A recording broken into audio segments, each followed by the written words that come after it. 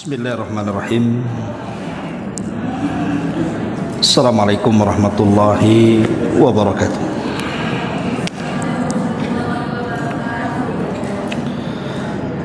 Alhamdulillah wassalatu wassalamu ala Rasulillah wa ala alihi wa sahbihi wa mawalah wa la hawla wa la quwwata illa billahi wa ba'du.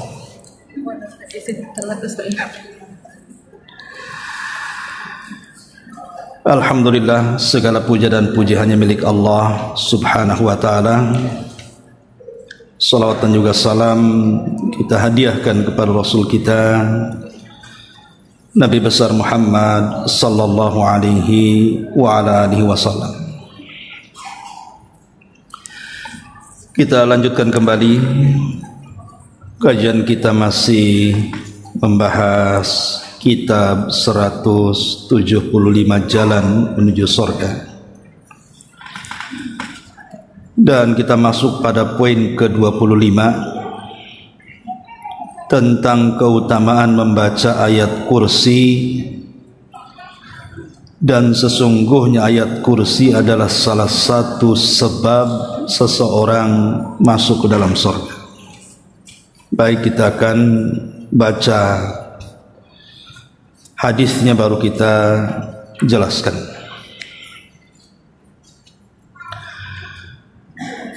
Sebuah hadis yang dikeluarkan dari Imam An-Nasa'i dan disahihkan oleh Syekh Nasiruddin Al-Albani rahimahullahu ta'ala. Nabi sallallahu alaihi wasallam bersabda, "Man qara'a ayatal kursi dubura kulli salatin lam yamna'uhu min dukhulil jannati illa an yamuta." Barang siapa yang membaca ayat kursi setiap selesai salat, maka tidak ada yang dapat menghalanginya untuk masuk surga kecuali kematian.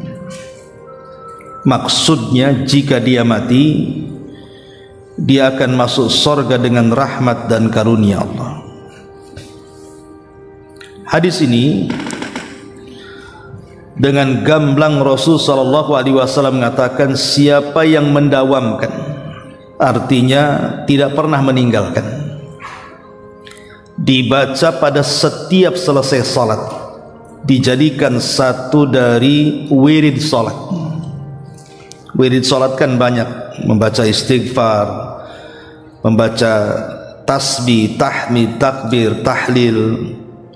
Lah, salah satunya juga ayat kursi dibaca di situ, dan itu dilakukan setiap selesai sholat wajib. Maka Nabi SAW menjamin tidak ada yang mencegah dia untuk masuk surga kecuali kematian. Apa maknanya? Para ulama mengatakan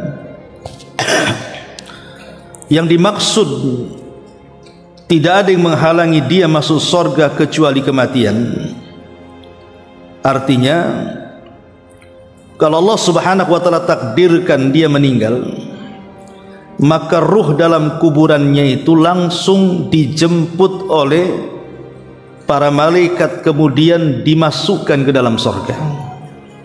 Itu satu pendapat. Pendapat yang kedua, maksudnya kalau dia meninggal dijamin masuk surga, artinya dia mendapatkan nikmat kubur. Di dalam kuburan itu kan banyak peristiwa, ada namanya himpitan, ada namanya fitnah, ada namanya azab, dan ada namanya nikmat. Lah, orang yang mendawamkan ayat kursi ini, kata para ulama, maka dia langsung mendapatkan nikmat kubur. Dia akan mendapatkan nikmat kubur, dan nikmat kubur itu muqaddimah dari nikmat surga. Karena kita tahu bahwa kuburan itu salah satu taman dari taman-taman surga. Artinya kalau orang yang mendawamkan ayat kursi setiap selesai sholat wajib, maka langsung dimasukkan ke taman-taman surga dalam kuburannya. Itu makna daripada lam yamna'uhu min dukhulil jannati illa an yamuta. Tidak ada yang mencegah dia untuk masuk surga kecuali kematian. Baik, sedikit kita bicara tentang keagungan ayat kursi. Kalau kita cerita surat dalam Quran, maka tidak ada yang lebih agung dibandingkan surah Al-Fatihah. Tapi kalau kita cerita ayat dalam Quran, maka tidak ada yang lebih istimewa melebihi ayat kursi. Walaupun sebagian para ulama berselisih, apakah ada satu ayat dengan ayat yang lainnya dilebihkan? Bukankah semua firman Allah?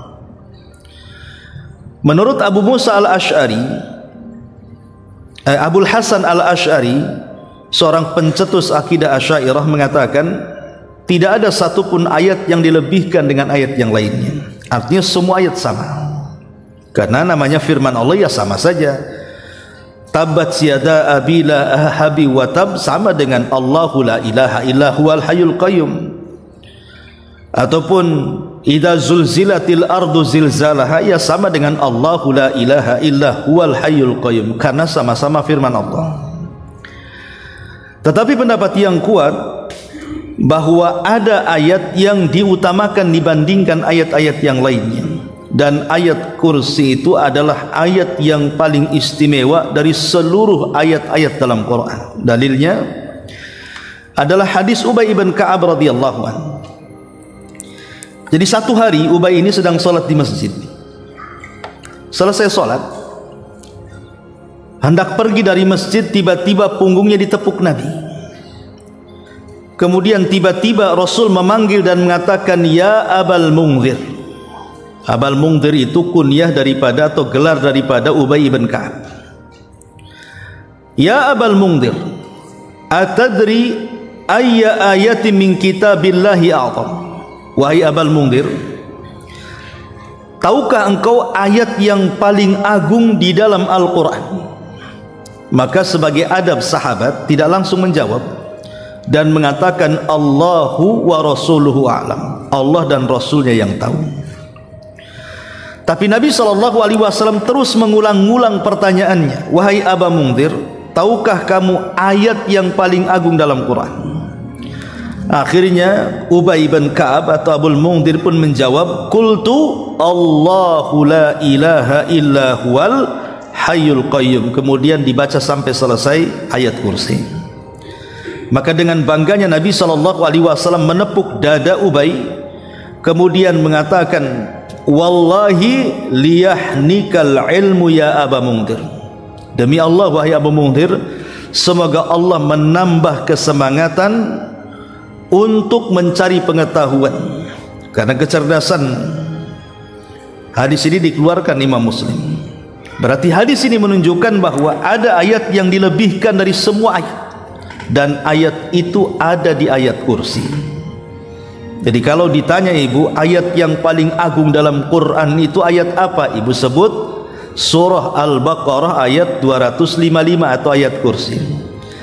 Kalau ibu ditanya surat apa yang lebih agung dalam Quran, ya ibu katakan surah Al-Fatihah. Jadi kalau surah Al-Fatihah, kalau ayat kursi, itulah yang paling agung di dalam Al-Quranul Karim. Tentu ada alasannya.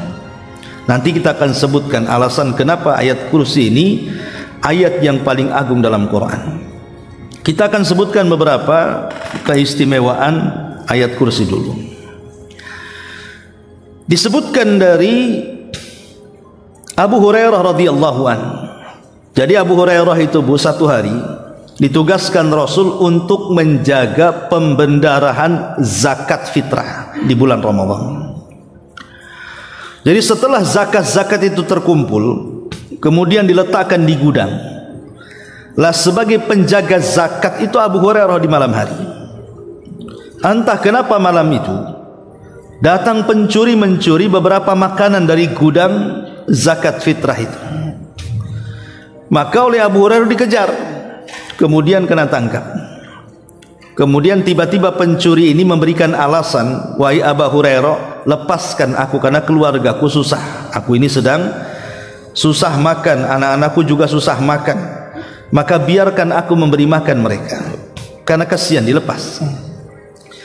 Tapi keesokan harinya dia ditanya oleh Rasulullah, seolah-olah Rasul tahu kejadian semalam dan mengatakan, wahai Abu Hurairah, apa yang kau lakukan dengan pencuri semalam? Maka Abu Hurairah menceritakan kejadian di malam hari. Tapi Rasul memperingatkan, hati-hati, nanti malam pencuri itu datang lagi. Akhirnya kemudian Abu Hurairah berjaga-jaga karena Rasul sudah ngomong begitu kan. Rupanya betul datang lagi dan mencuri lagi. Ditangkap lagi, alasannya sama lagi, karena dia butuh makan dan keluarganya. Karena kasihan dilepas lagi. Keesokan harinya Rasul bertanya lagi, apa yang kau lakukan dengan pencuri semalam, wahai Abu Hurairah? Maka Abu Hurairah menceritakan lagi kisah semalam. Kata Rasul, ingat, malam ini dia datang lagi, katanya. Karena Rasul sudah mengatakan seperti itu, maka Abu Hurairah berjaga-jaga lagi. Rupanya betul apa yang dikatakan Rasul, datang lagi, mencuri lagi. Tapi kata Abu Hurairah saat menangkap, aku tidak akan melepaskan dan engkau harus menghadap Nabi. Ini sudah ketiga kali. Tapi tiba-tiba pencuri ini mengatakan, wahai Abu Hurairah, lepaskan aku. Kalau engkau melepaskan aku sebagai imbalannya, aku akan mengajarkan satu ayat dalam Quran.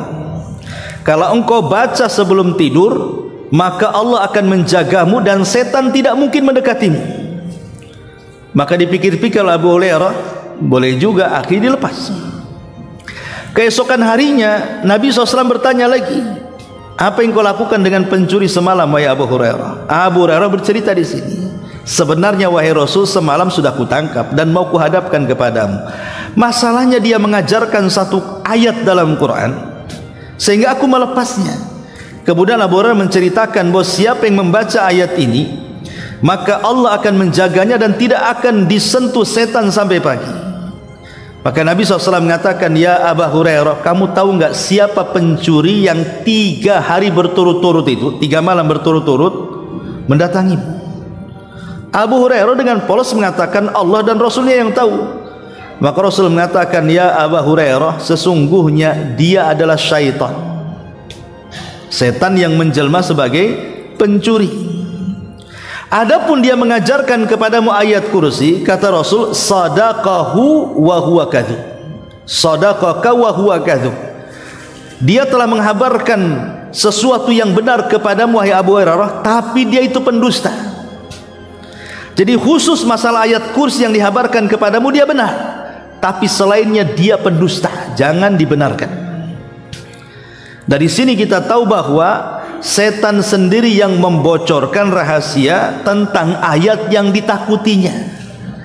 Jadi ayat kursi itu dibocorkan oleh setan.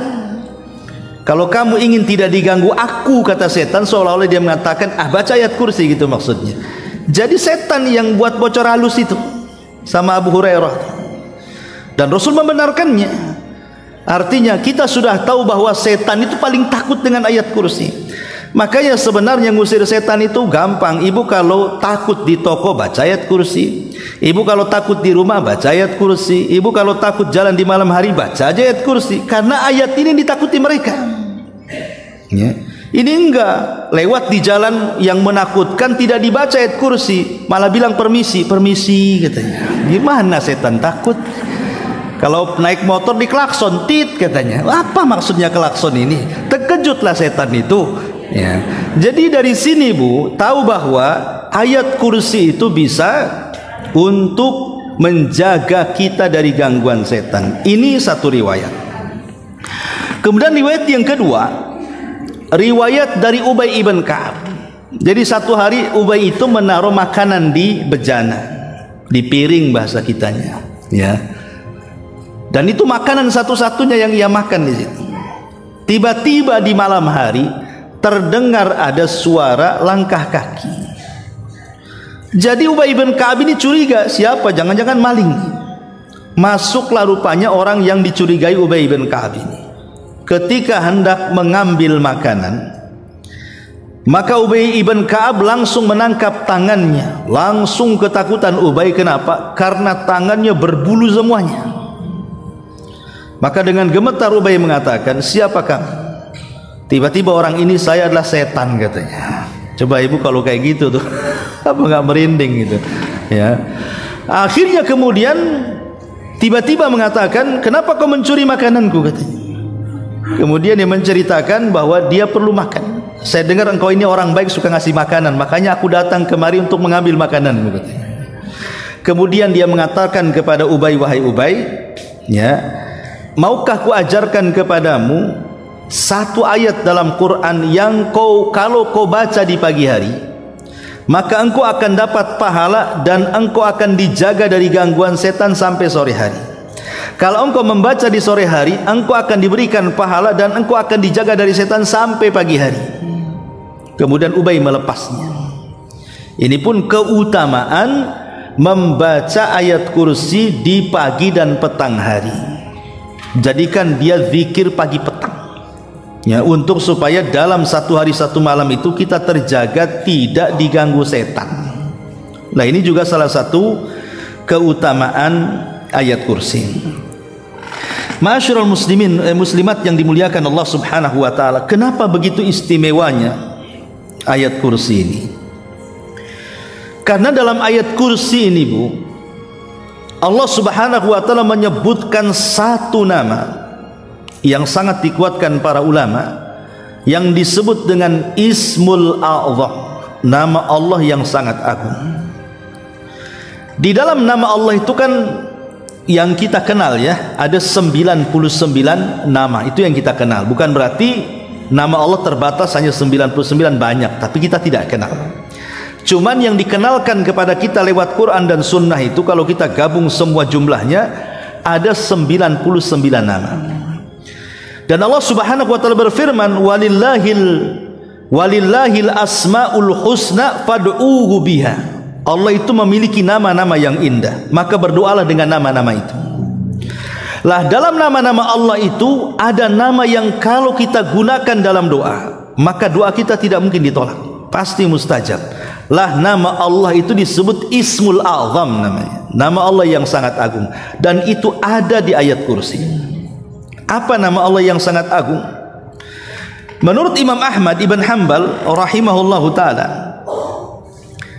dari Asma binti Yazid ibn Sakan, seorang wanita salihah, dia berkata, aku mendengar Nabi SAW bersabda bahwa fi hatainil ayataini Allahu la ilaha illa huwal hayyul qayyum wa alif lam mim Allahu la ilaha illa huwal hayyul qayyum inna fihima ismullahil a'zam.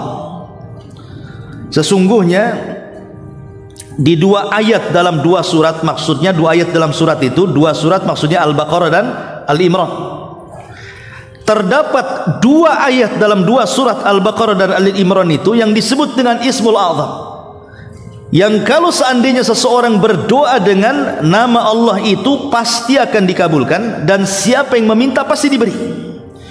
Kemudian Nabi SAW menyebutkan Allahu la ilaha illa huwal hayyul qayyum dalam Al-Baqarah, dan dalam surah Al-Imran alif lam mim Allahu la ilaha illa huwal hayyul qayyum. Itulah nama Allah yang disebut dengan Ismul A'zam. Jadi kalau ibu berdoa Allahumma ya hayyu ya qayyum, begitu, ya Allah, wahai zat yang maha hidup, wahai zat yang maha manusia bergantung kepadamu, baru ibu meminta, ya. Jadi dalam doa itu ibu panggil dulu Allah dengan kata-kata Allahumma ya hayyu ya qayyum, Allahumma ya hayyu ya qayyum, baru ibu minta. Siapa yang memanggil Allah seperti itu, Allahumma atau ya Allah ya hayyu ya qayyum, maka doa-doa seseorang tidak mungkin ditolak dan permintaannya tidak mungkin tidak dikabulkan, karena dia telah menyebut Ismul A'zam. Itulah kenapa ayat kursi itu ayat mulia, karena dalamnya ada Ismul A'zam, nama-nama Allah yang sangat agung, Allah Hayyu dan Qayyum. Inilah yang membedakan ayat kursi dengan ayat-ayat yang lainnya. Belum lagi menurut para ulama, orang yang suka mendawamkan membaca ayat kursi itu, ya pokoknya ibu kadang-kadang baca pagi, siang, sore, malam, ya terserah kemauan ibu tuh, atau dalam zikirnya ibu terus membaca ayat kursi, itu bisa memudahkan untuk mendapatkan rizki, kata ulama. Kemudian juga ibu bisa makin yakin dengan qada dan qadar. Kemudian juga ibu bisa dihindarkan dari mara bahaya. Bahkan ibu akan dimantapkan dalam kesabaran. Bahkan ibu akan senantiasa mudah untuk dikabulkan pada setiap doa dan permintaannya. Ini salah satu keutamaannya, orang yang suka membaca ayat kursi itu. Jadi ini bukan ayat biasa. Jadi ayat kursi ini kalau kita buka poin, mungkin yang paling agungnya adalah 5 poin saja. Sebenarnya banyak, saya akan sebutkan 5 poin. Kenapa ayat ini berbeda dengan ayat-ayat yang lainnya?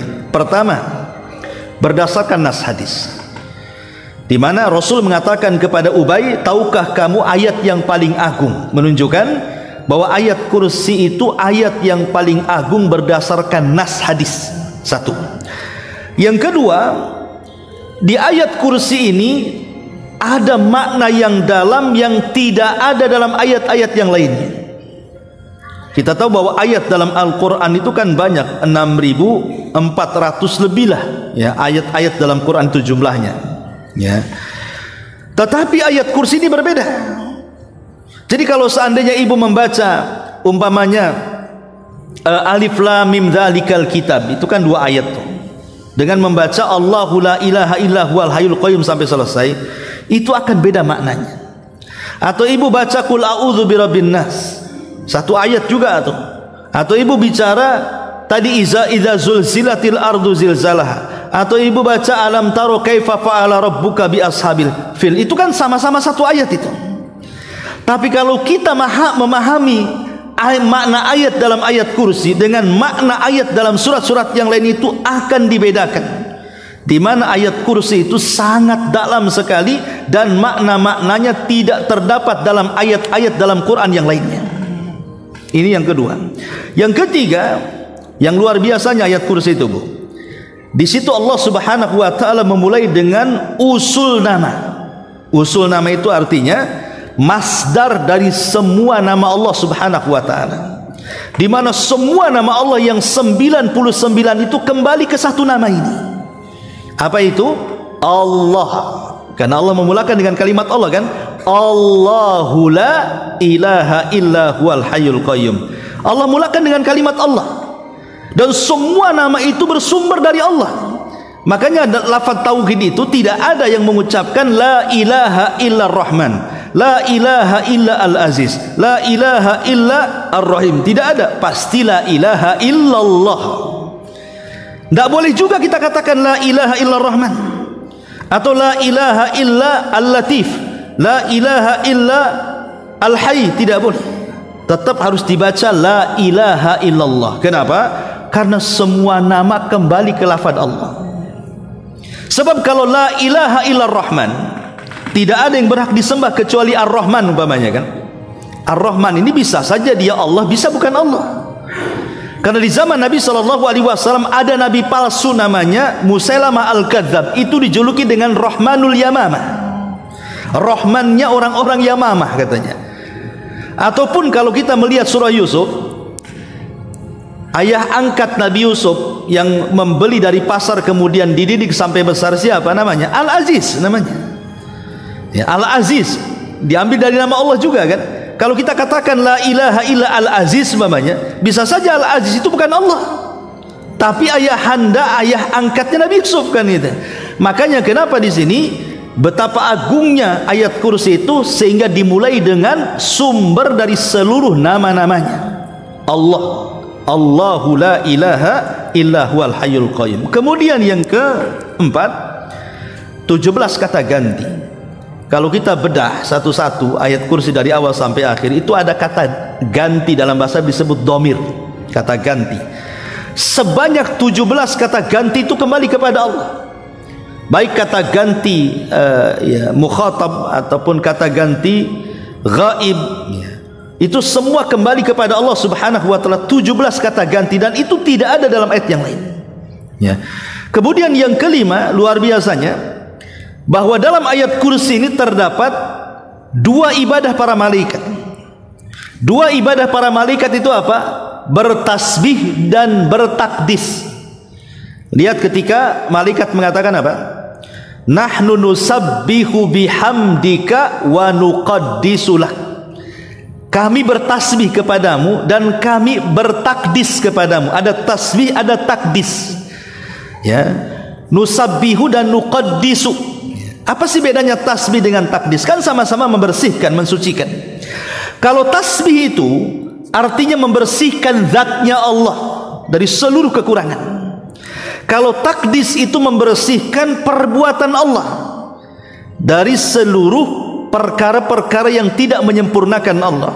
Seperti umpamanya dalam ayat kursi, Allah tidak ngantuk. Ini namanya takdis. Karena ngantuk bagi Allah itu perbuatan yang tidak sempurna.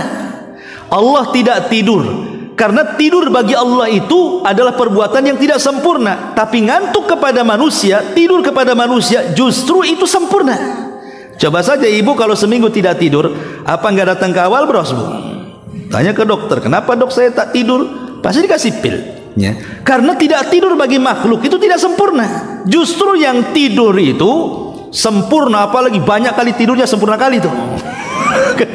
Berarti manusia ibu masih bisa tidur, itu manusia artinya. Ya. Malaikat kan nggak tidur. Tapi ada yang sifatnya takdis. Lah, di dalam ayat kursi itu ada tasbih, ada takdis. Ada tasbih mensucikan Allah Subhanahu wa taala dari zat-zatnya, dari zat Allah yang tidak sempurna. Ada yang mensucikan sifatnya dari perbuatannya yang kurang sempurna. Makanya ayat ini sangat agung sekali, sampai-sampai dikatakan satu-satunya ayat yang paling agung dalam Al-Quran. Lebih-lebih lagi, satu ayat ini menceritakan tauhid dari awal sampai akhir. Dan dalam kaedah para ulama itu, syaraful ilmi ala syarafil ma'lum. Kemuliaan sebuah pengetahuan itu bu, itu ditentukan pengetahuan yang akan dipelajarinya. Jadi kemuliaan sebuah pengetahuan atau ilmu itu ditentukan dengan pengetahuan apa yang akan dipelajari. Dan tidak ada pengetahuan yang dipelajari yang lebih mulia melebihi tauhid. Jadi ayat kursi itu menjawab pertanyaan siapa Tuhanmu. Jadi kalau ibu ditanya, Tuhan ibu siapa sih? Itulah jawabannya ayat kursi. Ibu jawab, Allahu la ilaha illa huwal hayyul qayyum. Itu semua jawaban dari pertanyaan man rabbuka, siapa Rabbmu. Karena ini pertanyaan akan ditanya dalam kubur kita tuh. Siapa Rabbmu? Maka jawabannya ada dalam ayat kursi. Nanti kita akan jelaskan secara singkat tafsirnya supaya kita tahu siapa Tuhan kita. Ma'asyiral muslimin wal muslimat, muslimat yang dimuliakan Allah Subhanahu wa taala, intinya bahwa ayat kursi ini banyak sekali keutamaan yang luar biasa. Baik, kita akan tafsirkan sedikit saja biar punya pengetahuan isi daripada ayat kursi. Pertama di sini Allah Subhanahu wa taala mengatakan Allahu la ilaha illa huwal hayyul qayyum. Allah dialah yang tidak ada sesembahan kecuali Dia. Dialah zat yang maha hidup dan dialah zat yang maha berdiri sendiri. Dari sini saja kita sudah tahu keagungan Allah Subhanahu wa taala. Pertama, Allah Subhanahu wa taala mensifati dirinya bahwa tidak ada yang berhak disembah kecuali Dia. Allah itu diambil dari kata ilah, artinya makhluk yang disembah. Ketika dikasih alif lam menjadi Allah, kalau dibuang alif lam menjadi ilah. Dan kalau kita cerita nama Allah Subhanahu wa taala bu, nama Allah itu ada 3. Ada yang disebut dengan Ismullah Al-Jalalah, ada yang disebut dengan Ismullah Al-Jamalah, ada yang disebut dengan Ismullah Al-Kamalah. Jadi nama Allah ada 3. Pertama disebut nama Allah Al-Jalalah yang menunjukkan kebesaran, keagungan, itu disebut Jalalah. Kemudian yang kedua, nama Allah itu disebut Jamalah, keindahan. Ada nama Allah itu menunjukkan keindahannya. Kemudian yang ketiga Al-Kamalah, ada nama Allah itu yang menunjukkan kesempurnaan, bahwa Allah itu sangat sempurna di mana semua hamba berhajat kepada Allah. Adapun ismullah al-jalalah seperti Allah. Allah itu disebut al-jalalah. Jalal itu menunjukkan keagungan, kebesaran.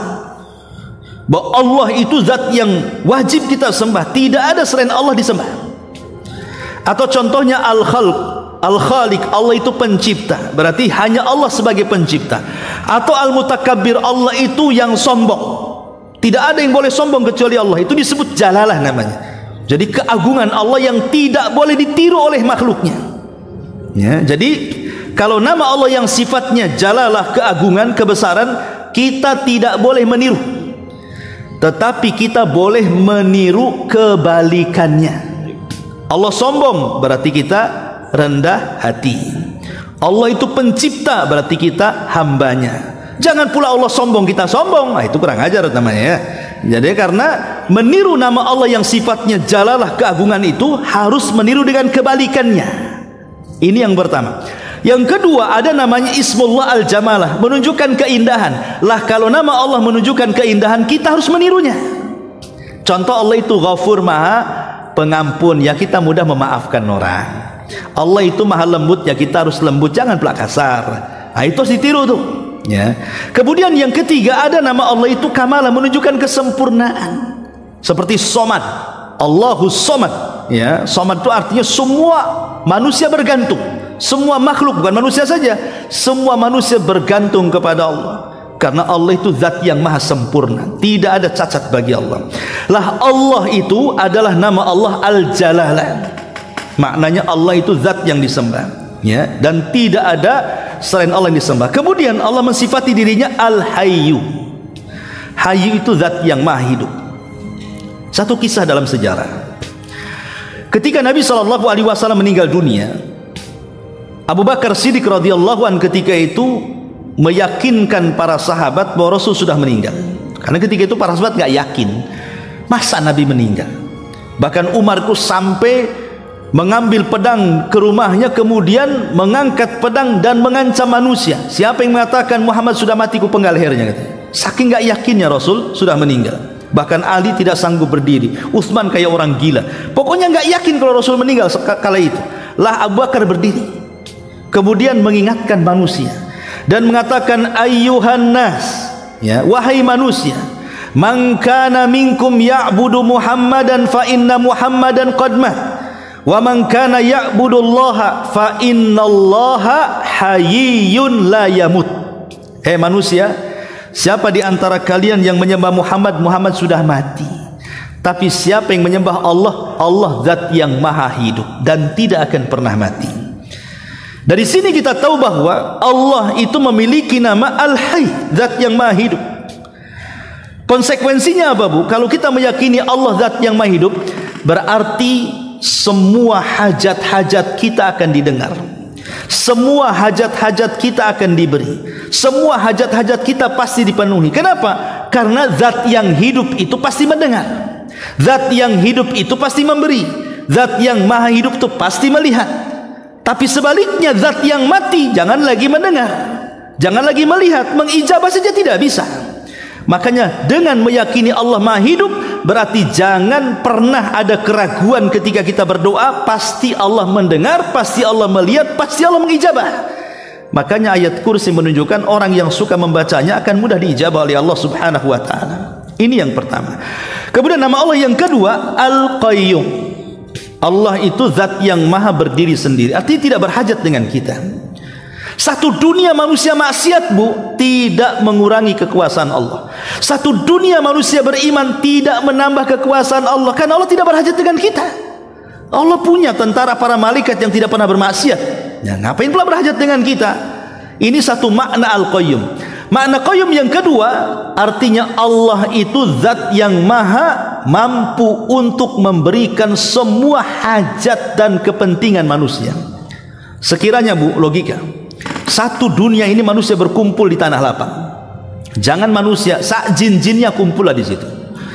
Kemudian masing-masing orang dan jin itu meminta sesuatu. Kan satu manusia dengan manusia yang lain pasti permintaannya berbeda kan? Yang satu minta sembuh, yang satu minta kaya, yang satu minta jodoh, yang satu minta macam-macam usahanya dimudahkan. Kan macam-macam permintaan orang itu. Lah kalau satu dunia manusia berkumpul dan minta di waktu yang sama kepada Allah Subhanahu wa taala, maka Allah sanggup memberi, dan itu ibarat satu tetes dari ujung jarum yang dicelupkan di lautan, kata Nabi. Jadi kalau ada jarum dicelupkan di lautan, kemudian diangkat, kan ada tuh tetesannya. Satu tetesan itulah cukup untuk memberikan semua permintaan manusia. Bayangkan, dari satu tetes itu lahir profesor orang cerdas, dari satu tetes itu lahir orang kaya, dari satu tetes itu lahir para penguasa, pengusaha, dan begitu seterusnya. Masalahnya, Bu, terkadang manusia difokuskan dengan satu tetes dan dilupakan dengan lautan. Itu masalahnya, ya. Kan Allah hanya memberikan satu tetes kepada kita, kan? Itu mencukupi semua jin dan manusia. Sementara kekayaan Allah itu lautan yang terbentang. Kenapa kita fokus dengan yang satu tetes, melupakan lautan yang satu bentang itu? Akhirnya kita lebih fokus mengejar yang satu tetes, meninggalkan yang lautannya itu. Maksudnya lautan itu adalah akhiratnya, sorganya, sementara satu tetes itu dunianya. Nah, ini yang harus dipahami dari kalimat Al-Qayyum. Jadi kalau ditanya siapa Allah, Allah itu tidak ada zat yang maha berhak disembah kecuali Dia. Siapa Allah? Allah zat yang maha hidup. Siapa Allah? Allah zat yang maha berdiri sendiri dan maha memberikan semua hajat makhluknya. Kemudian kalau ditanya lagi siapa Allah, maka kita jawab lahu ma fis samawati wa ma fil ardh. Dialah pemilik langit dan pemilik bumi. Dialah yang menciptakan langit dan bumi. Pertanyaan pun muncul, kenapa Allah Subhanahu wa taala menciptakan langit dan bumi? Apa faedahnya untuk kita? Maka kita jawab dalam surah An-Najm kalau tidak salah, bahwa tujuan Allah menciptakan langit dan bumi itu, Bu, supaya Allah membalas orang-orang jahat dengan kejahatannya, dan Allah membalas kebaikan yang terbaik karena kebaikannya. Perhatikan, Bu, kalau ibu tatap langit tuh sampai ke atas tuh, natap langit begini, dari langit pertama, kedua, ketiga sampai ke arsnya sana. Yang kita lihat kan hanya langit pertama saja, Bu, ya. Karena pandangan kita terbatas. Paling kita lihat awan saja. Bangunan langit pertama saja kita tidak sanggup menatapnya. Ya paling awan-awan saja di atas itu. Tahukah ibu bahwa isi langit itu semua malaikat? Langit pertama, kedua sampai ars itu isi langit itu apa? Malaikat. Jadi makhluk yang ada di langit semua malaikat. Pertanyaannya, malaikat bermaksiat? Tidak ada malaikat yang bermaksiat. Artinya di langit itu tidak ada maksiat. Maksiat di langit itu cuma 2 kali. Pertama, Adam memakan buah larangan. Yang kedua, setan disuruh sujud tak mau, itu saja. Selepas itu tidak ada lagi maksiat di atas langit. Tapi kalau kita lihat ke bumi, Bu, lihat ke bumi. Bumi ini gudangnya maksiat tuh. Macam-macam maksiat ada di bumi, kan, Bu? Orang yang gibah ada di bumi, orang yang dusta ada di bumi, orang yang curang ada di bumi, orang yang zalim ada di bumi, orang yang melakukan kesyirikan, bid'ah, maksiat ada di bumi. Maksiat yang paling kecil sampai yang paling besar komplit lengkap di bumi. Dari sini ada kaidah, Bu, Allah itu ditaati karena izinnya, dan Allah itu dimaksiati karena pengetahuannya. Ini kaidah, ini penting. Jadi Allah itu yuta illa biizni wa yu'sa illa biilmi.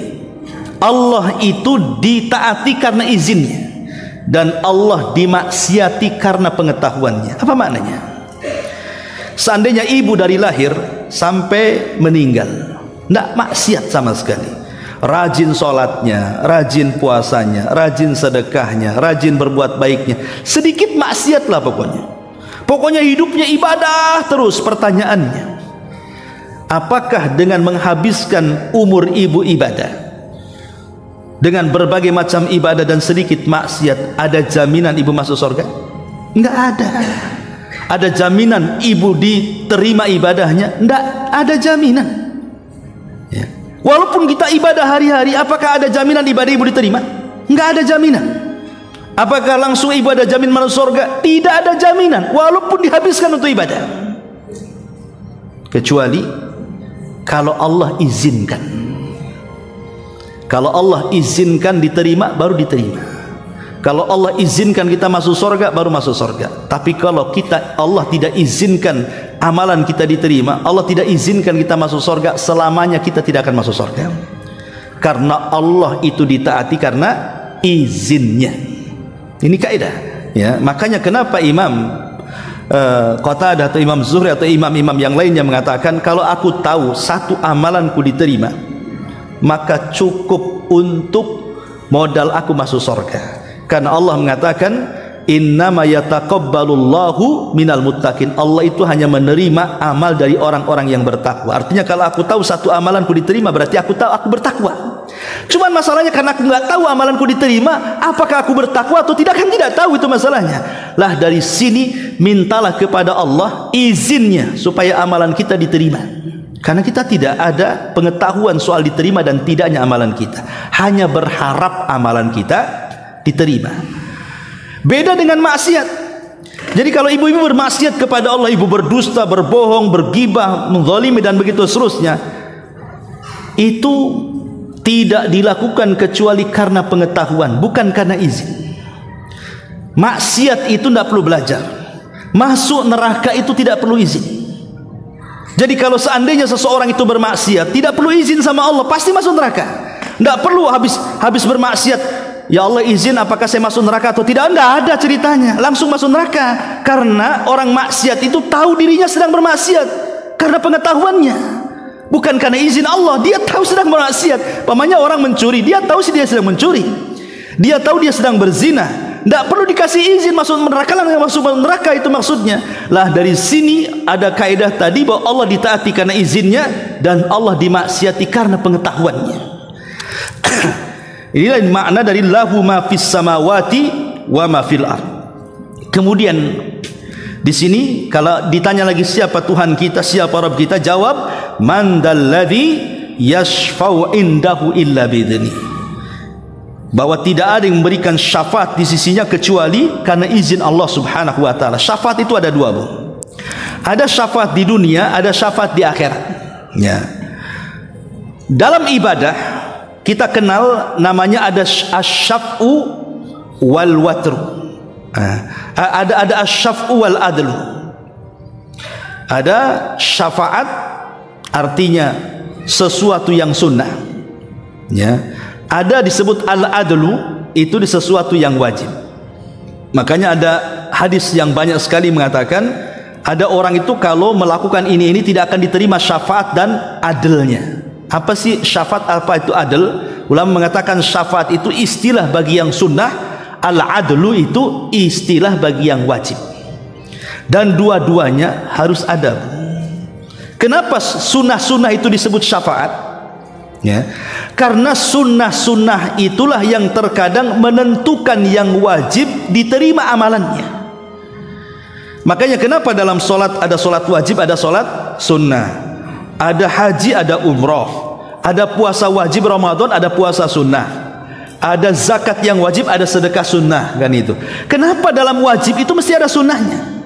Lah sunnah itu diistilahkan syafaat, Bu. Bahwa kalau amalan wajib kita ingin diterima, maka lakukan yang sunnah, gitu maksudnya. Kalau solat wajib kita ingin diterima, banyak-banyak melakukan solat sunnah. Kalau puasa wajib kita ingin diterima, banyak-banyak puasa sunnah. Kalau zakat kita ingin diterima, banyak-banyak sedekah sunnah. Kalau haji kita ingin diterima, banyak-banyak umrah sunnah, gitu maksudnya. Karena solat sunnah itu syafaat sebagai diterima dan tidaknya amalan wajib untuk Allah. Ini di dunia. Adapun di akhirat ya tentu syafaat itu tidak diberikan kecuali kepada orang yang memang diberikan izin Allah, dan tidak ada yang diberikan izin untuk memberikan syafaat kecuali para nabi. Salah satunya Nabi SAW. Dan kita tidak akan diberikan syafaat kecuali karena redhonya. Kalau Allah tidak redho, kita akan dapat syafaat. Tapi kalau Allah redho, kita pasti akan berikan syafaat. Berarti ada izin, ada redho. Izin kepada yang memberikan syafaat, redho kepada orang yang akan diberikan syafaat.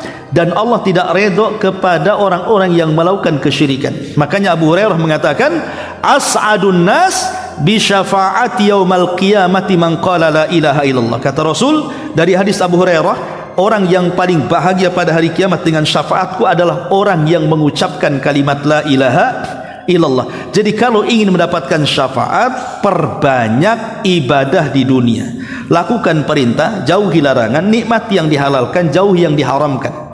Itulah kalau ingin dapat syafaat. Karena ada orang yang sekarang itu aneh, ya, kalau Nabi masih hidup bolehlah kita datang kepada Nabi, Rasul berikan syafaat saya di akhirat, boleh, seperti Anas meminta kepada Rasul dan Rasul masih hidup. Tapi kalau Rasul sudah mati, kita tidak boleh datang ke kuburannya meminta-minta kepada kuburan Nabi, ya, karena itu tidak ada gunanya. Kalau kita ingin selamat di akhirat, perbanyak amal soleh, ya. Saya tuh lihat di YouTube, ya, ada satu ajaran di Malaysia, ya, dia ngomong di murid-muridnya, kalau kalian menjadi pengikutku, tenang. Kalau kalian masuk neraka, gampang. Nanti ku lempar serbanku, tinggal tangkap saja. Nanti ku tarik, ku masukkan ke sorga. Enak gak tuh ajaran kayak gitu? Kok Nabi saja loh ingin menolong umatnya, tidak semudah itu. Nabi datang kepada Allah, kemudian sujud lama sekali di bawah arasnya, sampai Allah mengatakan, ya Muhammad irfa ra'saka, sal tu'ta, qul tusma, ishfa tushaffa. Angkat kepalamu, ngomong kau didengar, mintalah kau akan diberi, mintalah syafaat kau akan diberikan syafaat. Jadi Rasul itu sampai sujud lama takut gak dapat syafaat. Ini kiai satu di Malaysia ini mudah kali dia, ikut aku katanya. Kalau kalian masuk neraka gampang, ku lempar serbanku, nanti akan manjang tuh serbanku itu. Tangkap aja ujungnya, ku tarik kayak orang mancing bu jadinya. Jadi mancing orang penuh neraka dilempar ke surga.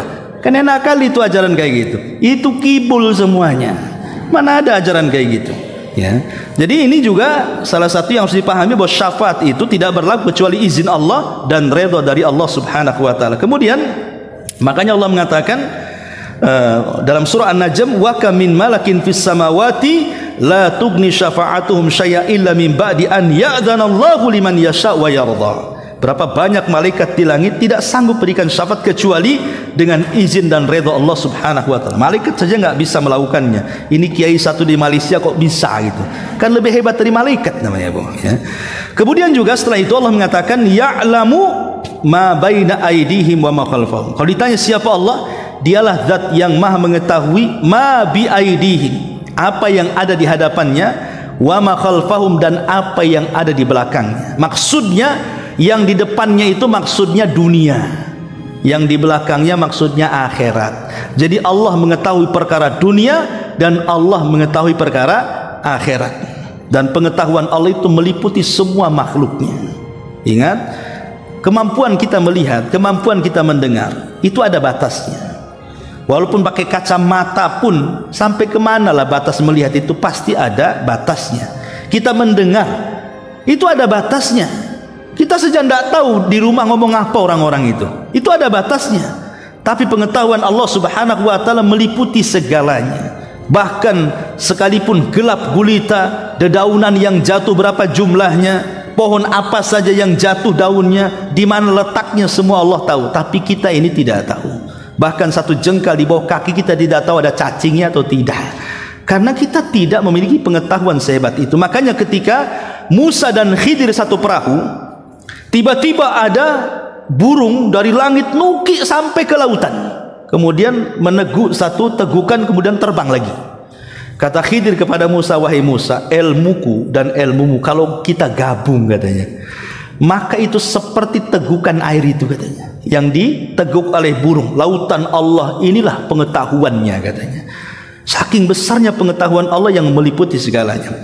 Makanya Allah Subhanahu wa taala mengatakan wala yuhituna bisyai'in min ilmihi illa bima syaa, dan tidak ada yang meliputi dengan sesuatu dari pengetahuannya kecuali dengan kehendaknya. Kemudian Allah mengatakan wasi'a kursiyuhu as-samawati wal ardh, maka kursinya Allah meliputi langit dan bumi. Inilah kenapa disebut ayat ini ayat kursi, karena ada kalimat kursi di sini. Apa sih kursi itu, Bu?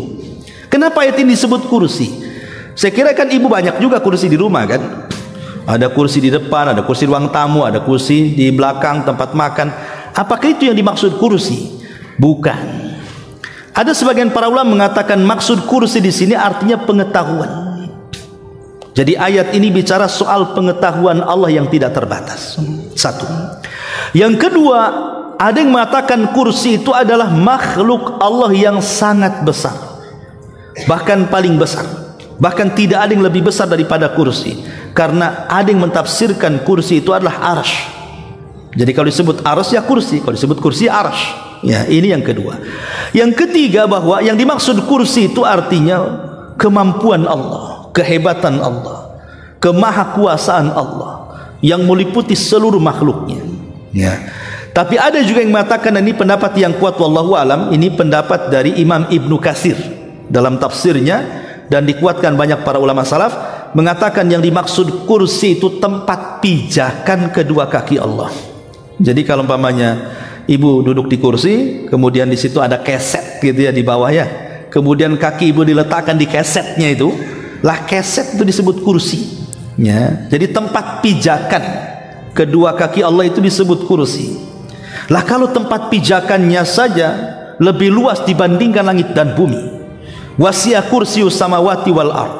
Makanya ketika Rasul mengatakan kalau kita ingin bandingkan kursi dengan langit dan bumi itu, ibu datang ke padang pasir, copot cincin, letakkan di tengah padang pasir, kata Rasul cincinnya itulah langit dan bumi, sementara padang pasirnya itulah kursinya. Makanya kursi itu meliputi langit dan bumi. Wasi'a kursiyuhus samawati wal ard wala ya'uduhu hifdhuhuma wa huwal aliyyul azim. Dan tidak ada yang memberatkan Allah untuk menjaga keduanya. Allah tidak berat. Ya. Kenapa? Karena Allah itu sinatun wala naum, dia tidak tersentuh dengan perasaan kantuk dan juga tidak pernah tersentuh dengan tidur. Artinya begini, Bu. Kenapa Allah tidak boleh ngantuk? Kenapa Allah tidak boleh tidur? Ibu kalau masak ngantuk, atau ibu tidur masak gini, jadi apa tuh kue? Pasti gosong, ya kan? Atau kebakaran. Kalau ibu kendaraan dari sini pulang ngantuk, pasti nabrak. Atau tidur nyetir, pasti nabrak kan itu ya. Artinya kalau makhluk saja, kalau sampai terjadi seperti itu, pasti akan celaka tuh, pasti akan binasa itu. Ya. Ibu nyetir nih, tidur, pasti bangun di depannya mungkar nakir, Bu. Coba saja, ya, pasti akan binasa kan. Lah Nabi Musa, ada sebuah hadis, Mang Ibnu Katsir mengatakan hadis ini lemah atau mungkar, tetapi kita ambil ibrahnya. Jadi Nabi Musa ini bertanya kepada malaikat, apakah Rob kami ini tidur ataupun ngantuk? Jadi Allah Subhanahu wa taala merintahkan Jibril untuk mengambil 2 bejana dan mengatakan, wahai Musa, berdiri kamu. Akhirnya Musa berdiri. Peganglah 1 bejana ini di tangan kananmu dan bejana di tangan kirimu. Kau berdiri, jangan sampai jatuh bejana itu. Kata Nabi Musa, sampai kapan? Sudah, berdiri saja. Akhirnya Musa berdiri lama sampai ngantuk, Bu. Ketika ngantuk, 1 bejananya jatuh. Dia terkaget gitu ya, dan dia pertahankan 1 bejana lagi karena saking lamanya ngantuk, tertidur. Akhirnya jatuh lagi. Lah kata Jibril, kalau Allah seperti kamu, hancur kiamat dunia ini. Pasti tuh bintang itu bertabrak-tabrakan tuh jadinya. Siapa yang akan mau ngasih itu semua? Lah makanya Allah tidak pernah tersentuh dengan kantuk, apalagi tersentuh dengan tidur. Nah ini makna secara global saja ya, karena kalau dibentangkan tafsirnya memang agak panjang. Tapi inilah inti daripada ayat kursi. Oleh karena itulah maka ayat kursi itu sangat dianjurkan dibaca selepas sholat, ya, sholat wajib 5 waktu. Kemudian yang kedua, dianjurkan digunakan zikir pagi petang. Kemudian yang ketiga, digunakan sebelum tidur, ya, ibu baca sebelum tidur. Kemudian yang keempat, ibu bisa membaca untuk meruqyah. Kemudian yang keempat, ibu bisa membaca di tempat-tempat yang menakutkan. Inilah 5 perkara boleh kita membaca ayat kursi. Wallahu alam. Kalau ada yang mau tanya silakan, atau kita tutup.